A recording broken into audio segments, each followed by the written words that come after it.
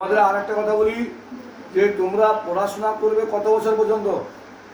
তোমরা তো বেশি বয়স কোনো করবে না। তোমরা মাধ্যমিক পাস করবে 15+, উচ্চ মাধ্যমিক পাস করবে তোমরা 17+, অনার্স পাস করবে তোমরা 20+, মাস্টার ডিগ্রি পাস করবে তোমরা 22+, বিএড পাস করবে 24+। হয়তো অসুখ বিসুখের জন্য তোমরা একটা বছর যদি ল্যাপস যায়, আমি আর এক বছর ধরে নিলাম, তোমরা পড়াশোনা করবে 25+ পর্যন্ত। ওই 25+ পর্যন্ত যদি তোমরা ঠিকমতো পড়াশোনা করো, তোমাদের লক্ষ্য যদি স্থির থাকে এবং তোমরা যদি তোমাদের চেষ্টার কোনো ত্রুটি না রাখো, দেখবে তোমরা জীবনে সফলতা পাবে।